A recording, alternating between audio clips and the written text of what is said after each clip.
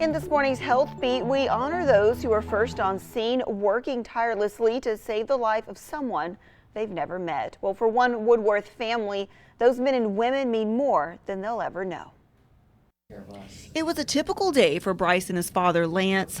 Mother's Day was coming up, and Bryce decided that he wanted to do something special for his mom. Something unique, something he saw on YouTube. I was recorded some of the video with him doing it when he was saying Happy Mother's Day, Mom.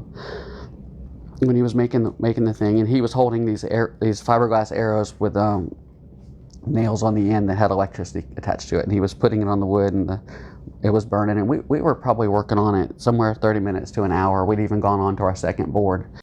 But the project didn't go as planned. And all of a sudden, he says, I feel a little tingle in my hand, and then he just holds his arms up.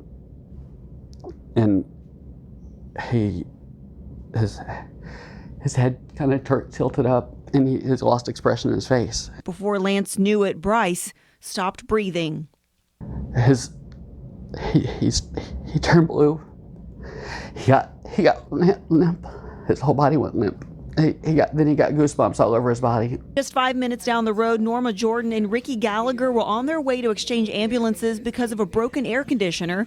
Fate intervened. Every now and then you get this one call that really reminds you that this is what we do and this is why we do it.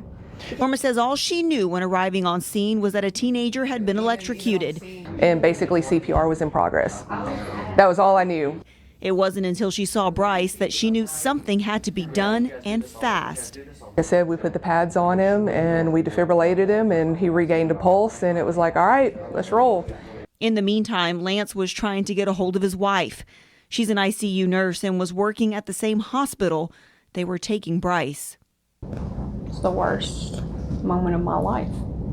Just absolutely the worst thing. Through it all, Norma and Ricky were there, doing what they could to save Bryce, even after handing him over to doctors, staying with the family and offering support. Y'all gave us our baby back.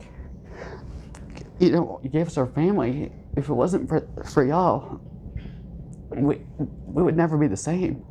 And not just the four of us. I mean, our grandparents, aunts, uncles, family, friends.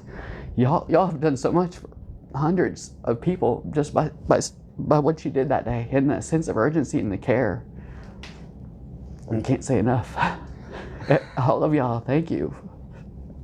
Now, a reunion of sorts, thanking those who didn't think twice, knowing what to do every step of the way, giving this teenager a future to look forward to.